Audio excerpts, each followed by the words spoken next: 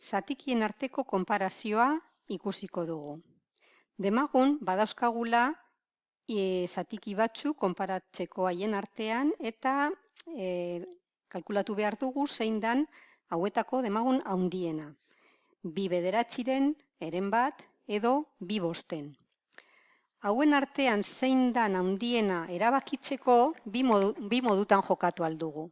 Irudikatu alditugu, grafikoki ikusteko ia kapaz garen erantzuteko, eta kasu honetan 2 bederatziren adierazteko hartu dugu unitate bat, bederatzi zatitan zatitu egin dugu, eta bederatzi horietatik markatu dugu 2 urdinez. Bigarren kasuan, heren bat markatzeko 3 zatitan zatitu egin dugu daukagun unitatea, eta urdinez margotu dugu zati bat. Eta hirugarren kasuan, 5 zati egin dugu eta 5 horietatik 2 zati markatu ditugu. Baina, beti ez da horren errez edo irudikatzen edo gerta daiteke askoz bezatiki gehiago eukitea edo orokorrean matematikoki zelan jokatu aldugu erabaki alizateko zein den handiena eta zein den txikiena. Egin behar duguna, konparatu alizateko zatikiak haien artean, da izendatzaile komunak izatea.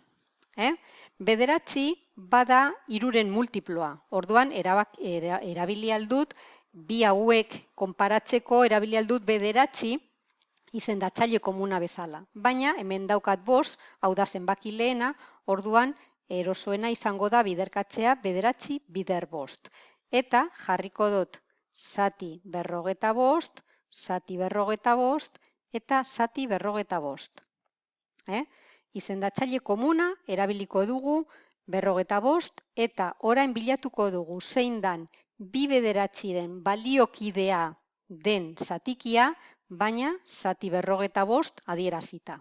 Horretarako egin behar dugu 55 zati izendatzailea, zati bederatzi, eta hori da 5. Eta 5 hori bider goiko zenbakia, bider 2. Orduan, 10. Errepikatuko dugu. 55 zati bederatzi da 5. Eta hori bider 2.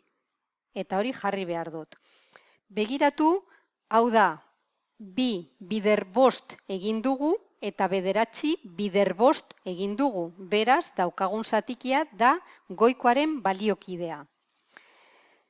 Bigarrenaren baliokidea kalkulatzeko egingo dugu berdin. 55 zati 3, 15. 15 bider 1, 15. Hau da, 1 bider 5 egin badugu, 3 bider 5 be, egin behar, parkatu, 1 bider 15 egin badugu, 3 bider 15 be egin behar izan dugu, eta hori da 55. Eta hirugarrenarekin, 55 zati 5 da bederatzi, bederatzi bider 2, 18. Kasu honetan, izendatzaile komuna denean, bakarrik konparatu behar ditugu goiko zenbakiak, zenbakitzaileak. Hauen artean, handiena, irudian ikusten zen moduan, da 18 zati 55, baina guk geneukan zatikia erabakitzeko zen 2 bosten. Beraz, erantzun behar dut handiena dela 2 bosten. Hurrengoa zein da? Konparaketa egiteko, fijatu behar naiz izendatzaile komuna dauzkagun zatikietan. Eta zenbakitzaileak, hau da, goiko zenbakia konparatu handiagoa izango da bigarren irudi hau, beraz, 1 zati 3. Beraz, 2 bosten da handiagoa, heren 1 baino. Eta txikiena zein da? Goiko zenbaki hauetatik txikiena zen 10, eta hori da bigarren grafikoari dagokion zatikia, eta geneukan zatikia konparatzeko zen 2 bederatziren. Beraz, heren 1 da 2 bederatziren baino handiagoa. Hau izango litzateke ordena handienetik txikienera.